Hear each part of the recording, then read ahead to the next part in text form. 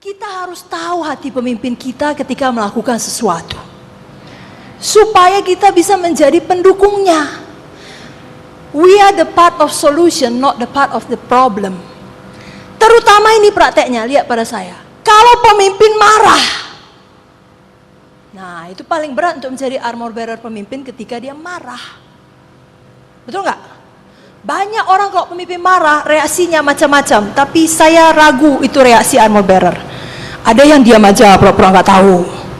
Ada yang rasakan kau, bukan aku, kau itu. Ada yang lari, menghindar. Udah nampak dia hidung pemimpin mendengus, udah tahu dia. Saya kenal pemimpin saya. Kalau udah kembang kempis, mau marah dia, mari kita lari. Kalau udah mulai bibirnya naik, udah senu dia tuh. Ayo kita pergi aja.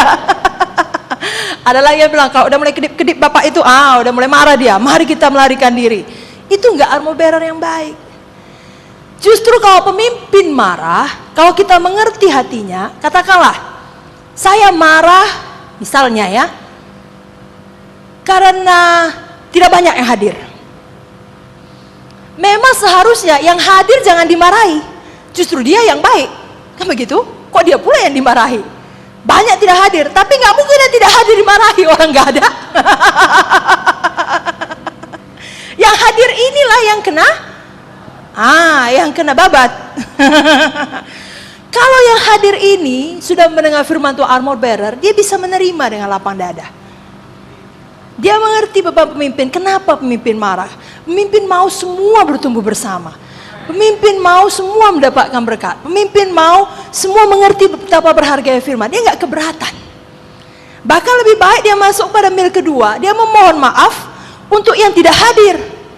Lebih hebat lagi, dia memperhatikan yang tidak hadir. Dia menghubungi, cepatlah kalian datang.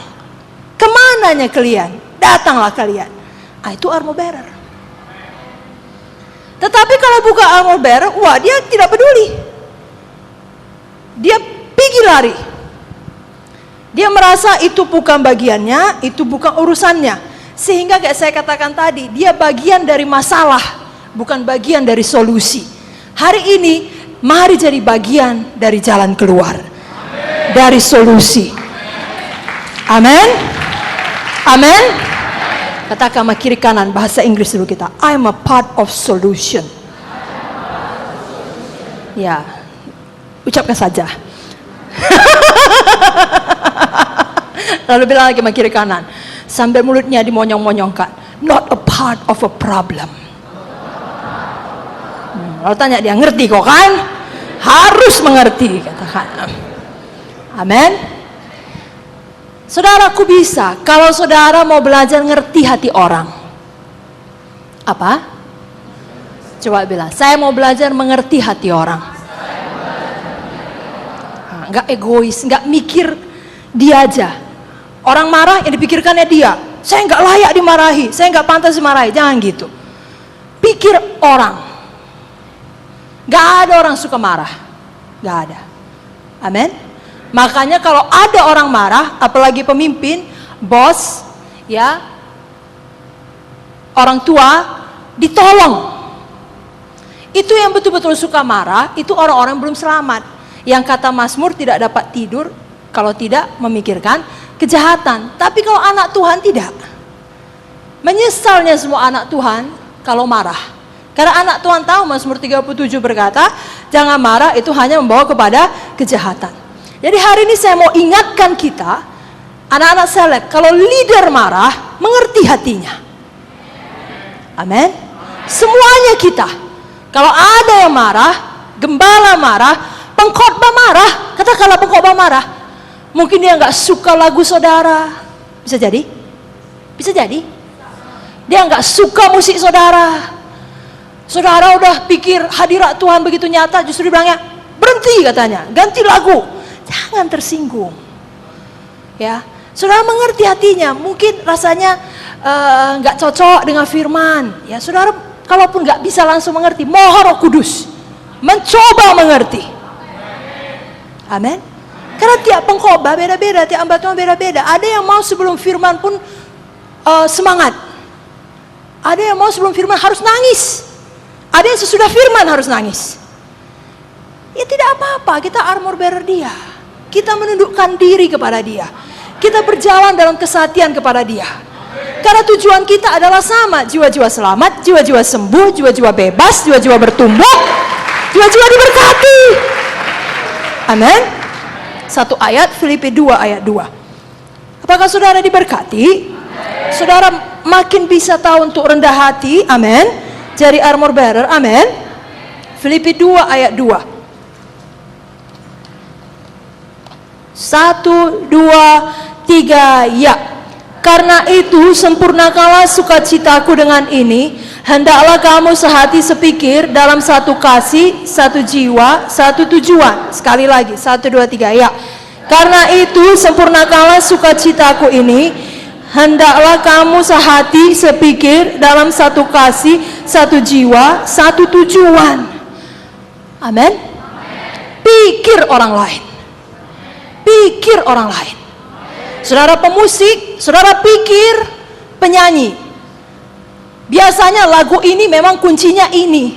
Tetapi kakak itu dia khas suaranya. Takkan sanggup dia kunci ini. Terlalu tinggi bagi dia. Turunkan. Jangan kekeh banget. Tidak. Udah dilatihkan kalau lagu ini kuncinya harus ini. Nada dasarnya ini. Nanti dia kayak kambing disembelih. Kasihan. Lalu hatinya nggak senang, jemaat yang kena. Nah, tidak ada baiknya pada siapapun. Saudara mengerti? Ada, amin. Saudara penyanyi pun, kalau tahu pemusik saudara, katakanlah junior, ya, bukan hanya armor bearer harus kepada yang tinggi saja. Kalau udah punya hati armor bearer menolong pemimpin, semua pun mau kita tolong, ya. Kalau dari sisi apanya memang dia di bawah kita junior, tapi tidak, kita peduli sebagai sesama tubuh Kristus. Lalu saudara tahu dia junior, baru diangkat, baru pula melayani ke kebaktian besar. Biasa di kebaktian yang di satelit yang kecil 20 orang, ini udah dapat 200 orang. Saudara menaruh belas kasihan. Ya jangan supaya kau tahu, supaya kau tahu. Enggak payah jadi pemusik tempat besar. Lalu saudara mainkan, lama dia cari kuncinya, ditranspos-transposnya nggak bisa. Nggak cocok-cocok, saudara mainkan sendiri. Jangan. Nggak ada baiknya kelihatan lebih hebat, karena kita satu kesatuan. Lebih baik lagi dia mencari transpos, saudara ajak jemaat untuk icebreaker. Saudara berikan kesaksian saudara. Sambil saudara kedip-kedip mata, sudah siap belum? Sudah siap, mainkan. Begitulah. Ada amin? Ada amin? Kalau saudara hidup sayang-sayangan kayak kata Filipi 2 ini. Sehati, sepikir. Amin? Bukan saling tuding-tudingan. Dan saya yakin itu dapat dikerjakan oleh pekerjaan kasih kuasa Roh Kudus dalam hati saudara. Katakan amin lebih kuat. Amin. Saudara seleb, saudara perlu tahu lagu, minta baik-baik. Amin. Amin. Jangan maunya kakak itu yang ngasih sama kami, jangan. Kalian minta baik-baik. Minta jauh hari sebelumnya. Lalu siapkan gerakannya, jangan diminta-minta. Gerakan pun sama saja, mereka tidak mau kasih karena dilihatnya dari atas. Dikasih nggak dikasih, itu juga gerakannya. Kalau sudah diminta, siapkan variasi yang baik. Ada amin? Jadi biarlah kita saudaraku bertumbuh bersama-sama. Apakah fungsi yang ketiga? Sudah tadi. Fungsi yang keempat. Bersetuju dengan pemimpin dan tunduk kepada pemimpin. Mari katakan, saya setuju dengan pemimpin.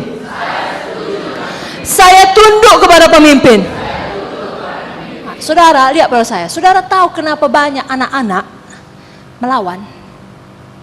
Tahu? Karena setan, Kak. Bukan. Walau iya juga. Lihat sama saya. Karena itu anak, lihat di rumahnya. Bapak mama pun berkelahi. Jadi dia pun biasa sama dia berkelahi. Biasa sama dia melawan. Saudara sudah kawin belum kawin, dengar baik-baik. Bapak dan Ibu Munte kalau menghadapi kami selalu sehati. Selalu bersetuju. Kalau misalnya kami bilang beli ini ya, Ibu Munte bilang jangan, kami datang sama Bapak. Pak boleh beli? Boleh, nggak ada itu. Mamamu bilang jangan. Jadi kami tahu Bapak Ibu Muntir bersetuju, kami tidak akan bisa aneh-aneh. Saudara mengerti? Ada amin?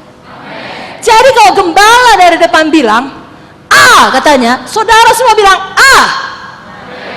Ya itu A bisa kalau di Hermina dan Medan Kota, Medan Timur. Tapi kalau kami di Helvetia dari tua harus A minus. Nggak ada. Kalau Bapak gembala bilang A, A lah itu. Kalau bilang B, B lah itu. Setuju. Keluar mesti setuju. Lalu orang tahu, jangan main-main sama PWMC GKI. Itu ketat sekali. Semua bersatu. Dia sama dia pun kalau nggak suka, tapi kalau ada kita bilang jelek kok PWMC, tumbuknya kita. Tapi paling baik kita sama kita pun sayang-sayang lah. Dan jangan ditumbuk orang. Saudara mengerti? Haleluya. Haleluya. Jadi no kritik-kritik pemimpin, yang ada setuju pada pemimpin. Taat kepada pemimpin. Dan seperti yang saya bilang sama keponakan saya James Karissa, kalau mau taat sama Jojo, ya, kalau Jojo panggil harus jawab, dimulai dari itu. Kadang-kadang main sana main sini, lalu kita panggil James, gak didengarnya tapi gak dijawabnya. Karissa didengarnya tapi gak dijawabnya. Lalu mulailah terpaksa didudukkan dan diceritakan Samuel. Tahu siapa Samuel? Lalu mulailah dia berkhotbah kepada kita. Karena sudah dengar, sering kali didengarnya. Samuel, Samuel, ya Tuhan. Samuel jawab. Saudara pun, kalau saudara bilang saudara tunduk, saudara taat, kalau ditelepon, angkat. Kalau nggak bisa angkat, saudara yang bilang ada apa tadi. Kalau di SMS, jawab. Saudara pernah nggak nelpon rumah orang 5 kali dering? Pasti kesal.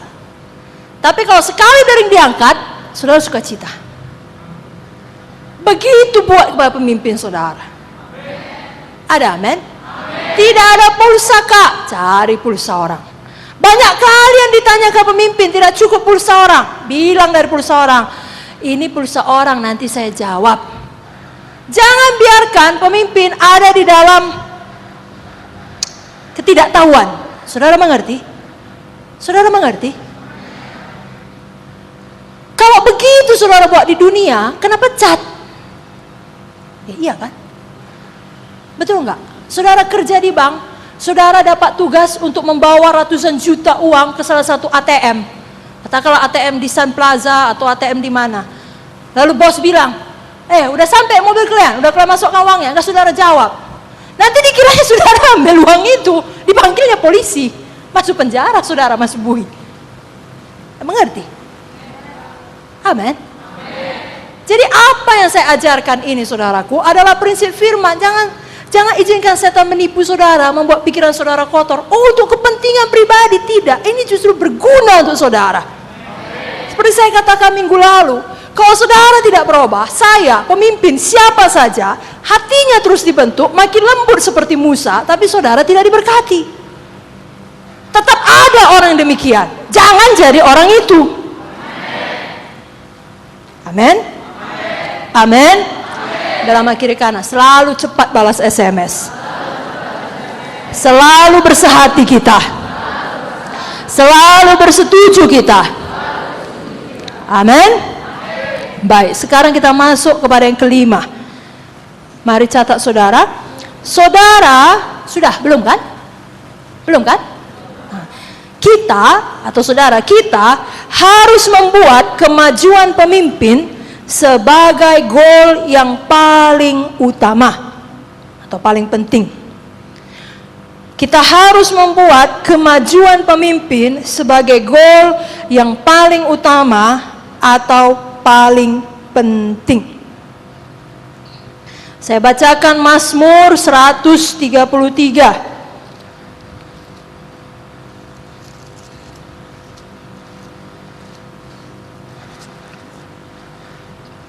Dapat saudaraku? Amin. Mazmur 133. 1, 2, 3, sama-sama lah kita baca ya. Mazmur 133 ayat 1 sampai 3. 1, 2, 3, ya. Sungguh alangkah baiknya dan indahnya apabila saudara-saudara diam bersama dengan rukun. Seperti minyak yang baik di atas kepala, meleleh ke janggut, yang meleleh ke janggut Harun dan ke leher jubahnya. Seperti embun gunung Hermon yang turun ke atas gunung-gunung Sion. Sebab kesanalah Tuhan memerintahkan berkat, kehidupan untuk selama-lamanya. Jadi ini prinsip Tuhan. Apakah itu? Kemajuan berkat datang dari atas turun ke bawah. Coba dulu semua lihat, katakan berkat dari atas turun ke bawah. Oke, buat lagi, berkat dari pemimpin turun pada saya. Amin. Jadi itu sebabnya saudara, kemajuan pemimpin harus menjadi goal kita. Alkitab juga berkata, kalau kau berdoa, doakan pemimpin, doakan pemerintah, kan begitu? Kenapa? Karena kalau pemerintah kita baik, kita baik. Loh, betul? Betul? Kalau SBY tiba-tiba ditembak, nggak baik negara ini. Kalau berhasil teroris membunuh SBY, nggak ada baiknya bagi kita. Wadah, amin. Tapi kalau SBY berkata semua pakai baju batik hari Jumat kita pakai, itu baik. Wadah, amin. Kalau dulu SBY berkata jam 12 matikan semuanya acara TV, matikan. Harus patuh. Apa kata pemimpin, itu menjadi goal kita. Bahkan kemajuan pemimpin menjadi goal kita. Kalau Bapak Gideon maju, khotbah sampai ke luar negeri, kita diberkati. Kalau Bapak Gideon tidak maju, kita pun tidak maju. Amin. Makanya jangan kita sirik kalau pemimpin kita hebat. Kalau Bapak saudara, Bapak Badani maksud saya, Ibu saudara, kerjanya baik, kan saudara yang diberkati. Dia dapat gaji, betul? Bisa dibelinya mobil, kita yang menikmati. Kalau bapak ibu kita bagus kerjanya, nanti dia pulang ke sorga, kan warisannya sama saudara. Betul. Begitu dengan rohani, tapi banyak anak Tuhan gak ngerti. PKS tambah diberkati, sirik. Saudara-saudaranya di dalam PWMC lebih diberkati, suntuk. Itulah yang kayak susah orang senang, senang orang susah. Jangan. Firman berkata, justru bersuka cita dengan orang yang bersuka cita. Senang orang senang. Haleluya. Jadi apa yang bisa kita buat untuk memajukan pemimpin kita? Mari kita buat. Jangan sekali lagi ini lawannya egois. Apa saudaraku? Diri sendiri. Aku. Siaku. Kesombongan. Aku punya. Itu nggak cocok. Katakanlah, itu contohnya ya. Katakanlah misalnya saudara diutus, saudara Iyar diutus dengan uang gereja, kan begitu? Dibeli tiket dengan uang gereja, dikasih tiap bulan dari kota Medan. Lalu saudara tadinya diutus seorang pemudi atau seorang pemuda.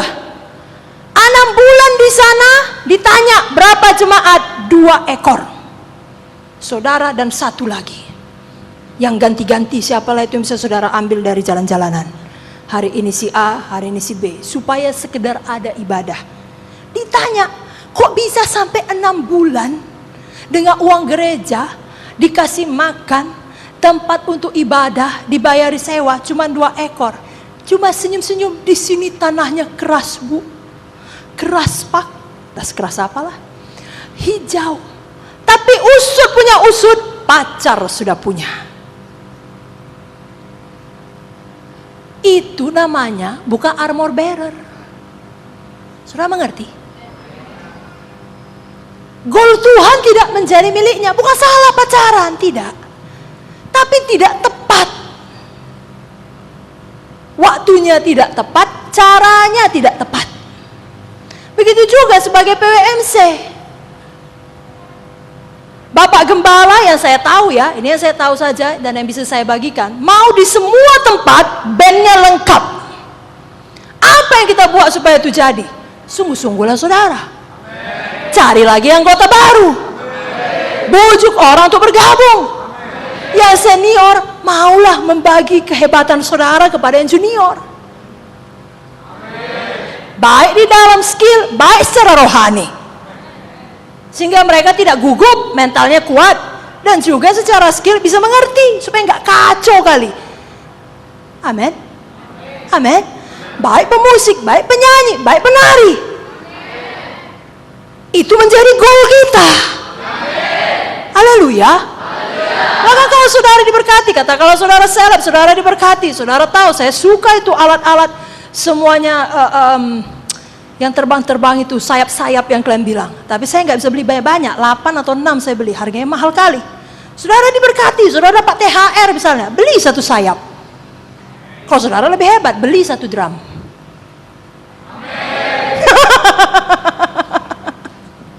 Beli 1 gitar, beli 1 mic.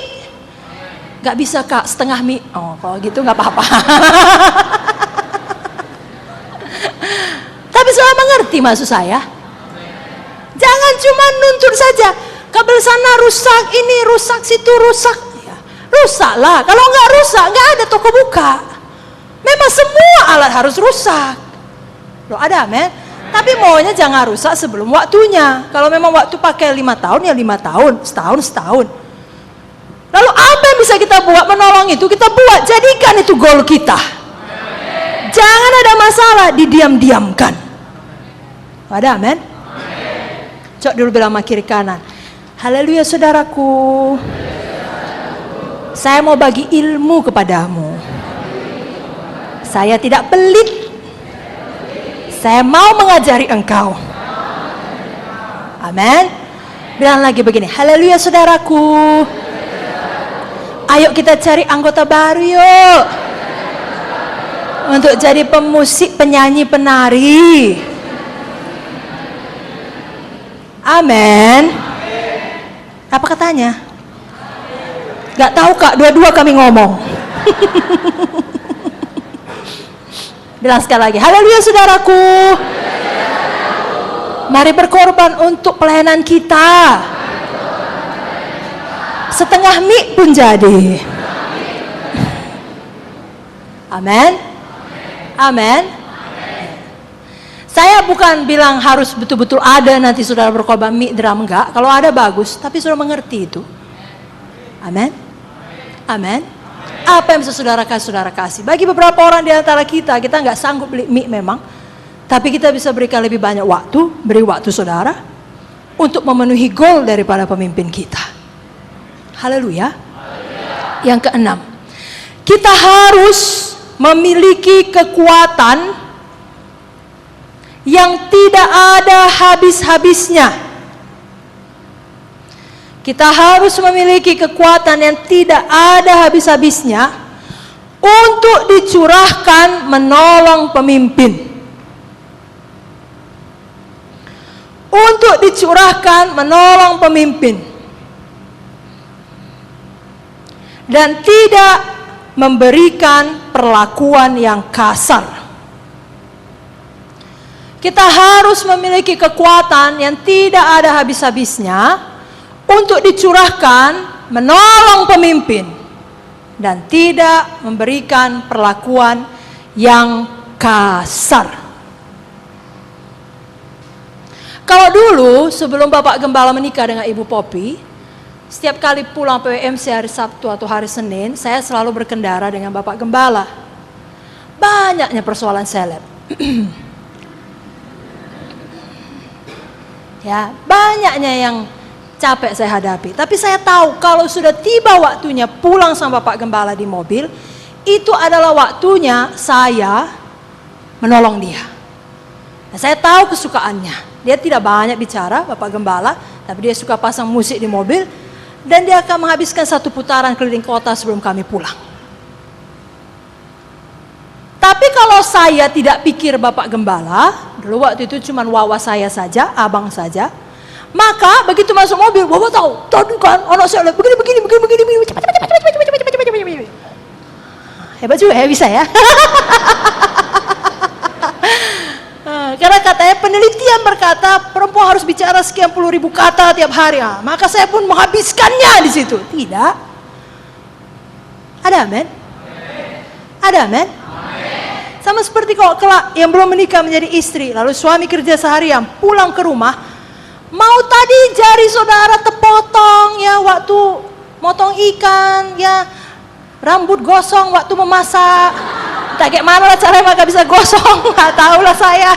Ya, atau apalah. Kalau setiap kali suami begitu sampai rumah, Pak, ini enggak Pak, rambut gosong Pak, tangan terpotong, anak nangis, mana uang, bayar listrik, AC.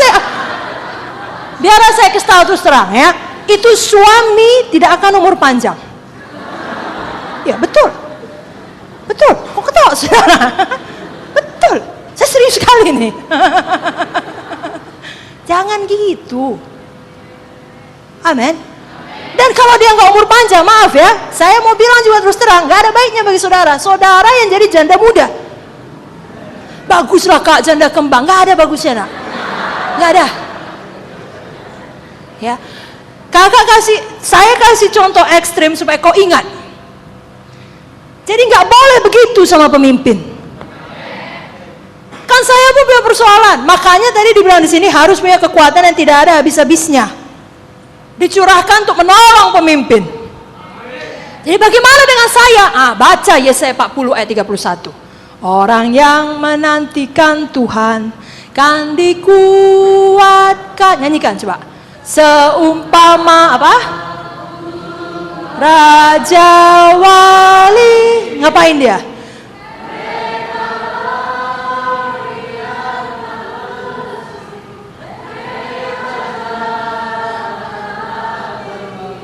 Nah. Untuk menanti. Bila kiri kanan berdoa.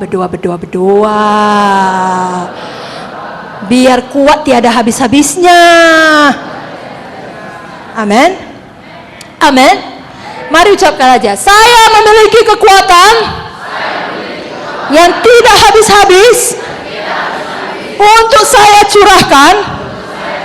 Lebih kuat untuk saya curahkan menolong pemimpin saya, menolong orang tua saya, menolong orang tua rohani saya, dan saya berjanji tidak akan memperlakukan dia dengan kasar. Amin. Kasih dulu tepuk tangan bagi Tuhan Yesus. Saudara semua sudah pernah dengar firman Tuhan familiarity. Dengar, tahu, dengan praktekkan beda. Kalau saudara kasar sama pemimpin, itu familiarity. Betul? Kalau nggak familiarity, nggak berani kita kasar. Mikirkan untuk kasar pun kita nggak berani. Ada amin? Amin. Jangan pernah kasar kepada pemimpin saudara. Jangan pernah jawab dengan ketus.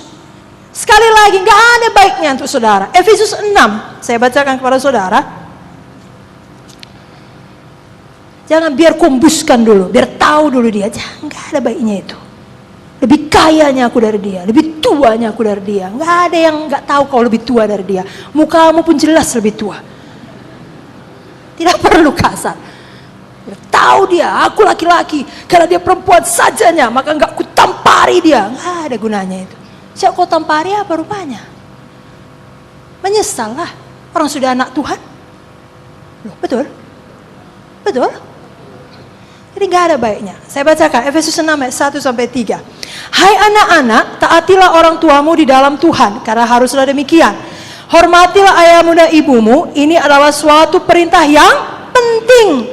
Seperti yang nyata dari janji ini, supaya kamu berbahagia dan panjang umurmu di bumi. Saudaraku, pemimpin-pemimpin adalah orang tua rohani yang dikaruniakan Tuhan kepada kita. Amin. Tolonglah sudah tahu firman familiarity, praktekkan firman Tuhan itu. Amin. Jangan kasar, amin. Bahkan tetap setia pada pemimpin, kalaupun saudara mendapatkan atau merasa mendapatkan perlakuan yang tidak benar setelah saudara memberikan yang terbaik dari saudara. Tetap berlaku sopan, tetap berlaku hormat. Karena pemimpin tidak luput dari kesalahan, pemimpin juga manusia. Satu ayat, 1 Petrus 2 ayat 20.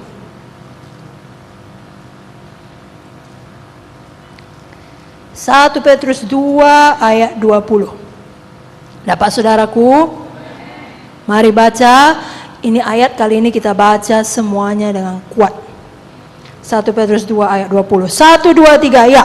Sebab dapatkah disebut pujian jika kamu menderita pukulan karena kamu berbuat dosa? Tetapi jika kamu berbuat baik dan karena itu kamu harus menderita, maka itu adalah kasih karunia pada Allah. Sekali lagi supaya kita semakin mengerti. 1, 2, 3 ya. Sebab dapatkah disebut pujian jika kamu menderita pukulan karena kamu berbuat dosa? Tetapi jika kamu berbuat baik dan karena itu kamu harus menderita, maka itu adalah kasih karunia pada Allah. Katakan amin. Ayat ini menerangkan dengan sangat jelas bahwa akan ada masa-masa di mana saudara dan saya merasakan kita diperlakukan tidak benar oleh pemimpin. Tetapi situasi ini walaupun sering timbul, jangan biarkan setan mengambil keuntungan. Jangan biarkan setan menimbulkan kemarahan di hati saudara. Jangan biarkan setan menimbulkan kekecewaan di hati saudara. Belajarlah menyerahkan situasi yang sulit itu kepada Tuhan dan menanggungnya dengan sabar. Maka Tuhan akan berkenan kepada saudara. Kasih karunia pada Allah. Kasih itu sabar menanggung segala sesuatu. Tentunya dalam notabene yang tidak baik. Kalau yang baik gak perlu sabar menanggungnya. Bahagia kita langsung. Iya kan? Dapat 500 juta, sabar aku menanggungnya. Ya ada. Tentunya yang gak baik. Amin. Maksudnya setelah kita baik, hasilnya nggak baik. Seperti cerita Yusuf, sabar menanggungnya. Amin. Misalnya begini, saudara mungkin merasa telah membuat keputusan yang benar untuk suatu perkara, tetapi di mata pemimpin saudara, saudara salah. Keadaan-keadaan seperti itu, kesalahpahaman, itulah yang menempa karakter kita. Katakan amin. Jika saudara tetap berjalan dalam kasih Tuhan dan membiarkan Roh Kudus berkuasa atas masalah tersebut, maka kekuatan saudara akan datang. Enggak tahan lagi kak, tahan. Kuatkan diri saudara. Ingat buku Joshua, kuatkan dan teguhkanlah hatimu. Endunamo. Semua bilang lagi, endunamo. Saya menguatkan hati saya. Saya menguatkan diri saya. Kita baca dulu ayatnya 1 ya. Ada di sini contohnya Daud, 1 Samuel 30 ayat 6. 1 Samuel 30 ayat 6.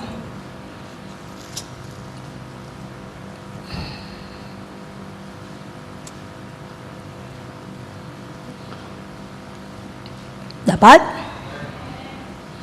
1, 2, 3, ya. Dan Daud sangat terjepit karena rakyat mengatakan hendak melempari dia dengan batu. Seluruh rakyat itu telah pedih hati, masing-masing karena anaknya laki-laki dan perempuan. Tapi Daud menguatkan kepercayaannya kepada Tuhan Allahnya. Itu harus saudara buat ketika saudara terjepit. Kiri kanan, muka belakang, tidak bisa kemanapun terjepit, lari ke atas kepada Tuhan. Kuatkan hati saudara. Katakan amin. Daud ini nggak ada pity party, mengasihani diri sendiri. Tengoklah Tuhan, ini semuanya rakyat nggak tahu diuntung. Semuanya ini panglima-panglimaku ini dulu sampah masyarakat. Kulatih dia, kuajari dia, kubentuk dia, kutolong dia sehingga bisa jadi panglima perang. Lalu datang masalah seperti ini. Bukan cuma istri dia dicuri, istriku pun dicuri Tuhan, anakku pun dicuri. Kenapa justru aku dilempari dengan batu? Gak ada dia begitu. Habis kekuatannya. Jika kau tawar hati pada masa kesesakan, kata Amsal, kecillah kekuatan. Sedangkan kita perlu kekuatan yang tidak ada habis-habisnya untuk menolong pemimpin. Jadi kapan kesesakan datang, kapan terjepit seperti Daud, berseru kepada Tuhan. Nama Tuhan adalah menara yang kuat. Setiap orang berseru kepadanya akan diselamatkan. Bukan hanya selamat lahir baru, selamat sozo. Sozo itu selamat, semuanya di situ. Sembuh di situ. Wholeness di situ. Katakan amin. Haleluya. Jadi saudaraku, kalau terjadi situasi sulit, ya daging berkata, hal yang paling mudah berkata, berhenti, menyerah, baiklah, tidak ada orang yang menghargai saya dimarah-marahi, padahal saya tahu apa yang saya lakukan adalah benar. Pemimpin tidak mengerti. Saudaraku, itu daging, jangan menyerah kepada daging. Masuk ke dalam ruang doa, baca lagi 1 Petrus 2:20 tadi, baca lagi 1 Samuel 30 ayat 6, cari wajah Tuhan. Biarkan ayat-ayat firman hidup dalam hati saudara, maka kemenangan akan muncul, saudara akan kuat, saudara dapat berkata seperti Daud, aku hendak memuji Tuhan dalam segala waktu. Lalu kalau saudara bisa menang begitu, saudara bisa menolong pemimpin. Dan Tuhan nanti bisa bicara kepada pemimpin, benarnya yang dibuatnya itu. Lalu pemimpin bisa datang dan minta maaf pada saudara. Loh, ada amin? Ada amin? Begitulah maksud Tuhan membentuk kita semua. Mari kita masuk dalam bentukan Tuhan. Yang terakhir untuk hari ini, kita harus melakukan perintah dengan benar dan segera. Mari ucapkan sambil saudara catat, saya harus melakukan perintah dengan benar dan segera. Sekali lagi, saya harus melakukan perintah dengan benar dan segera. Bukalah Mazmur 119 ayat 60.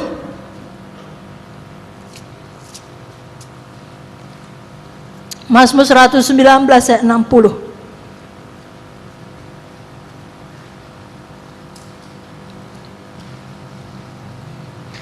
Satu, dua, tiga, ya. Aku bersegera dan tidak berlambat-lambat untuk berpegang pada perintah-perintahmu. Segera.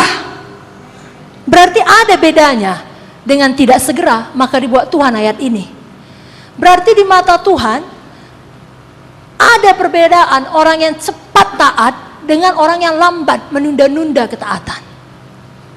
Biarlah kita menjadi orang yang segera taat. Dan itu dapat kita lakukan bila kita tidak suka membuat alasan demi alasan. Kenapa kita tidak segera taat? Coba kita jujur aja. Kenapa kita menunda-nunda? Kenapa kita tidak melaksanakan perintah dengan benar sepenuhnya? Kalau menurut saya alasannya sangat sederhana, karena malas.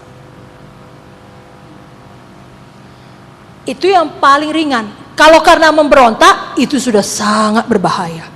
Itu udah red zone. Tenot, alarm sudah berbunyi. Tapi malas ini pun kalau dibiarkan berbahaya juga. Karena Amsal berkata, tangan yang rajin menjadikan kaya, kemalasan mengakibatkan kerja paksa. Kemalasan mengakibatkan kemiskinan. Sampai dibilang dalam Amsal 6 ayat 6, belajarlah kepada semut. Perhatikan lakunya, jadilah bijak. Tidak ada penguasanya, artinya gak ada pemimpinnya, gak perlu diatur. Dia mampu bertanggung jawab, punya integritas untuk mengerjakan kewajibannya dengan baik. Di musim panas dia mengumpulkan, sehingga di musim dingin dia punya makanan. Ada sense of crisis. Dia tahu sebentar lagi KKR, kami harus latihan. Ada sense-nya. Gak tunggu sampai minggu terakhir baru latihan. Saudara mengerti? Itu orang-orang yang gak punya sense of crisis. Tahu dia, sebentar lagi bulan 12 harus cari kostum, harus buat seragam. Ngerti dia. Pada musim ini dia begini, pada musim ini dia begini. Sudah tahu dia standar prosedur. Dan dia kerjakan. Dia makin meningkat, makin ahli. Kayak orang mengerjakan pekerjaan yang sama, makin ahli. Bukan makin peot. Yang tadinya dikerjakan, sekarang nggak dikerjakan lagi. Menurun. Jangan, hati-hati. Karena kita bisa begitu, sama kayak barang ini, gedung ini, semua menyusut. Anak Tuhan pun kalau nggak hati-hati, suka menunda, tidak segera, tidak semangat, tidak kreatif. Menyusut, jangan mau.